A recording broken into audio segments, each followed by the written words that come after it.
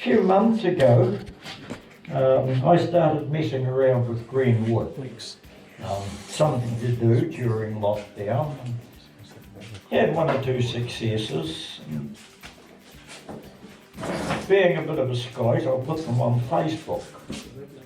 And next thing I know, I get a call from a gentleman who shall be nameless, who said, "Will you do a demo on greenwood turning?" And I said, "Well, thank you, nameless gentleman, but yes, we'll see what we can do." So, yeah, and I thought, well, geez, I better get stuck in and do a bit of practicing. So I've been trying a few different things, and I still don't know a heck of a lot about it, but I'll tell you the conclusions I've come to, and I'll show you how I did it. Yeah. So this was the first piece I did. Where do you want me? This was the first piece I did, and we'll pass it around in a minute. And that's Chinese false quince, which is interesting stuff. It does things like this, and like this. And I've got plans for that. I know what I'm going to do with it pretty much. It's goalpost, Sid. Goalpost. Oh, much more swept up than that. You're going to grow horns, Sid? Yeah, it's got a marvellous botanical name, Pseudosidonia sinensis. We all know that. Yeah. But it's lovely hardwood to work. Sid, But it's pass that piece around behind you that you just put there. this better. Yeah. Pass it around. Yeah, okay. That wasn't the only one. We cut a number of them down. That was the best one of those, but there were others. And from about this high off the ground, it grows it puts out a number of trunks, and they do all sorts of funny things, and you get, this was, well, it's not very good, but there were about 3 or 4 trunks, and I just went down the middle of it. And that's the result, and it's a bit rough, but we're getting there. I'll probably use that later to show you how to smooth the bottom off after it's moved all over the place. Yeah. And this was the top of that block, and it's once again a bit of a learning curve. I may actually play around with it, sorry Roger, I may actually play around with that and pierce it. I don't know, I haven't decided yet. There it is. Yeah, I had a few notes here. When I first joined the club, 2002, there was the wisdom was that you turned it as thin as possible and as near to even thickness as you could. That's right, Shane, isn't it? Back in the day. Yeah, possibly. Yeah, and the other thing they said you should do is finish it in a single run, because if you didn't, you walked away and left it, those wings would move, and when you'd spin her up again and put a tool near it, it'd go and you'd have a little pile of firewood. So, that made me laugh a bit, because my turning in those days was pretty glacial, to say the least. I was very slow. There'll be guys in the room that remember that. And I thought, well, if the object of that is to stop it from moving, keep it from drying out and stop it from moving, well, why not just mark your chuck pipe, where you position if it's yours on your chuck pipe, and chuck it in a bucket of water with a rock on it. And you could come back when you like. And that worked. That's the result. That's oh sorry Roger, yeah. That's a piece of Mexican evergreen ash. And that was the first branch crotch. And I went in endways. See, after I did that vase, I thought, well, we'll use a false quince again, and sorry, Roger, and we'll do a side grain piece. And it's not elegant, but it did what I set out to do. If you examine this from all angles, you'll see how it's done funny things, and you'll see anywhere there's a little twig, there's a, for want of a better expression, a pimple. And I had to straighten the bottom up twice. So it's a funny shape, but you're going to get that. You're going to get that with green turning, with green wood. And yeah, we'll pass it around and we'll have a look. You can see, get it in on, you'll see little bumps and yeah. And the other thing you're always going to find when you're pushing your luck and getting thin is you do things like this now and again. I haven't decided what I'll do with that yet, if anything, but you'll see how it's moved. Also got all sorts of bumps and things in it. You'll notice it's almost right through too, on around the bottom angle there. Right, well, having said all that, these two, I did these after the blue one, and this is about when I got the phone call after this. These are the false quince again, and yeah, that's about when I got the phone call. And while we're talking about that, I nearly forgot, but have a look at this. This was done by a demonstrator we had here years ago. It's a measured millimetre thick. And that was green, that was green purity.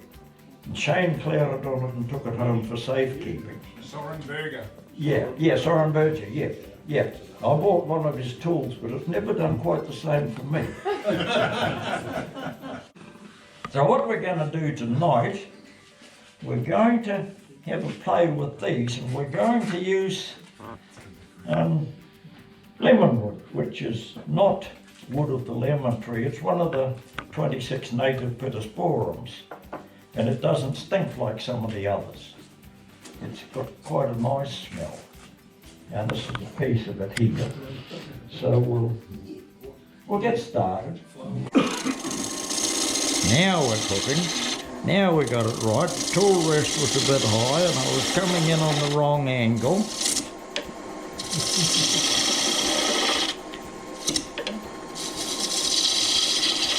Now at that, we'll bring her in and we'll flatten we'll tidy the end up.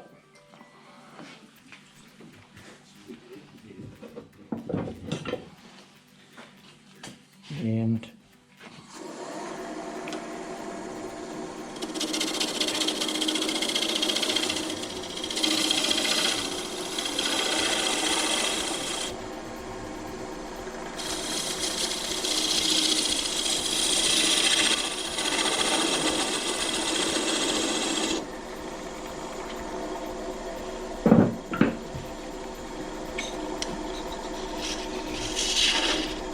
just see how far in we've got. Yep, that's right. This set for the right size. So we've got a little bit more to go yet. That's right. We'll bring it around. I'll come in here and we'll... Now the guns all tell me, and I never realised this, but when you're setting up a chuck bite for something like that, for end grain work, you don't have this flat end hard in against the back of your chuck.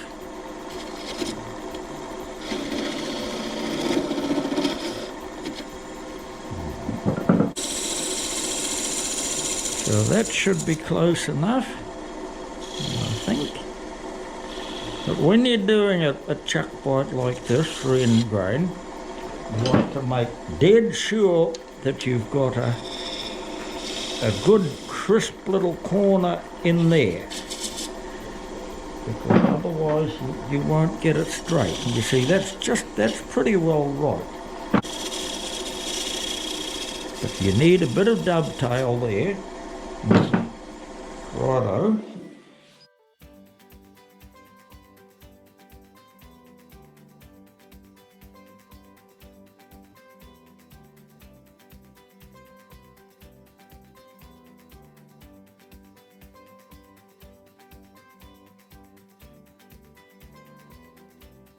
While I've got the tailstock in, and I'll get as much of the hollowing done there as I can before we take the tailstock away.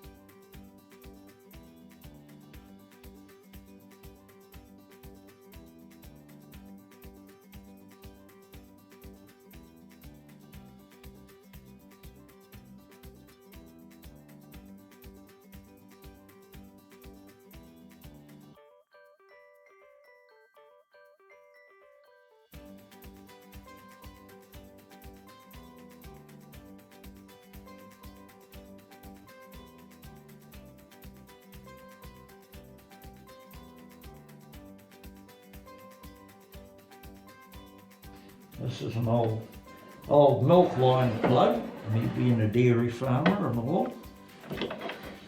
So we'll put that down there. It probably doesn't need it, it's just to steady it.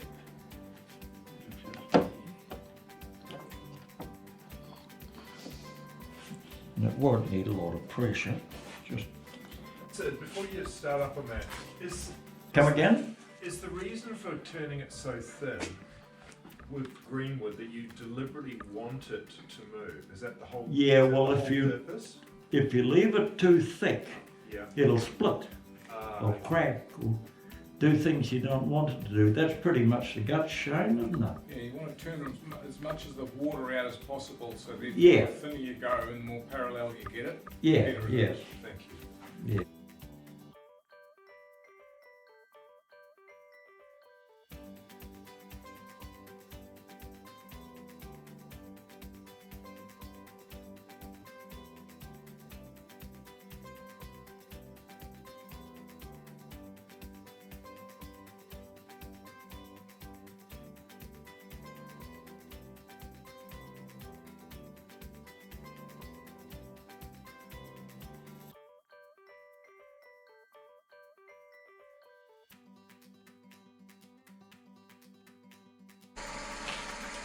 There we are. Now that's about what we want.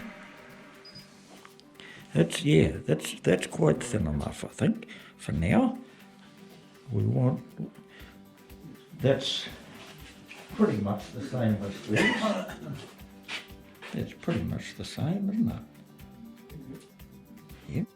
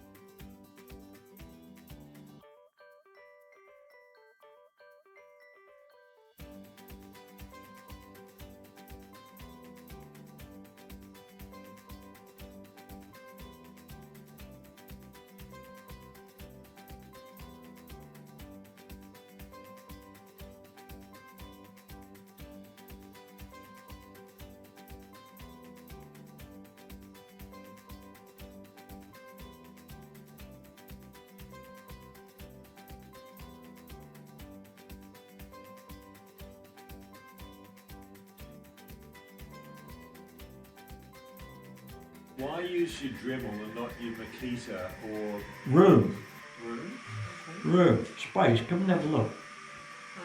You've got that bit of, oh sorry, you've got that bit of space there, see? Hang on, there. And you'd never get a drill anywhere near it, but you can come in like this. And you can get right in, if you've got it set up right, you can get right in against the stem. Right, okay. Yeah.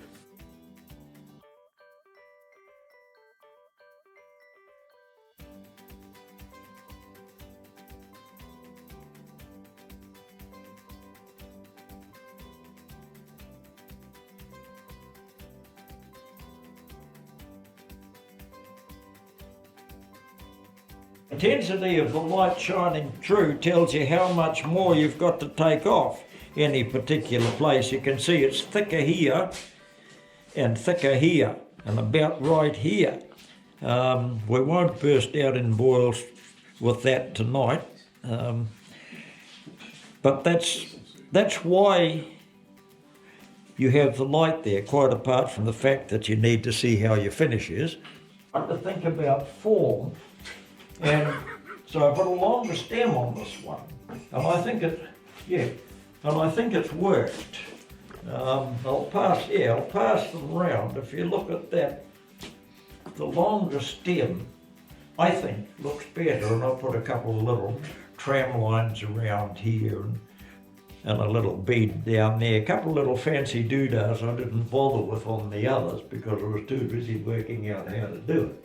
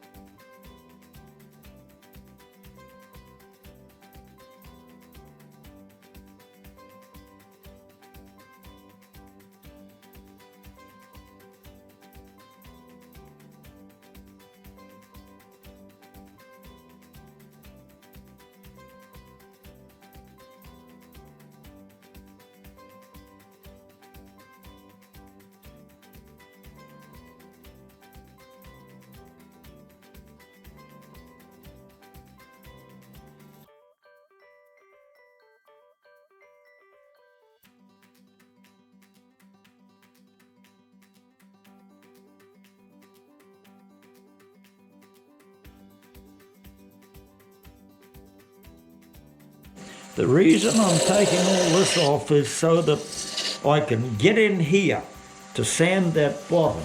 We won't get excited about it tonight because time's getting on. Something I should be talking about is the sort of woods you use. You want good, dense hardwoods. If you start mucking around with conifers, there's some lovely woods there, but you get, when you do something like this, you turn the conifer green, it's often gummy, and by the time you've finished, everything's as sticky as blazes. So, and you also get this fibre pull business on the outside of it. And so my limited experience, you want a hardwood and a fairly dense one. There's a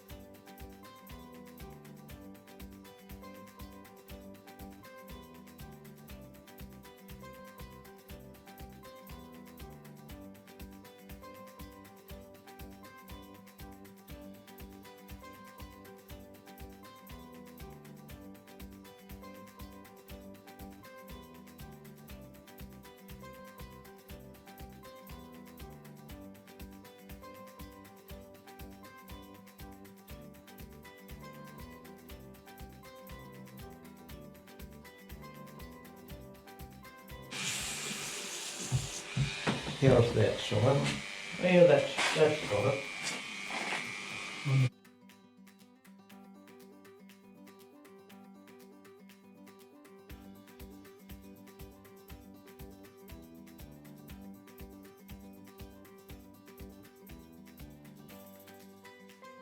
That's about me, I think. Well, thank you, Sid. Just remember,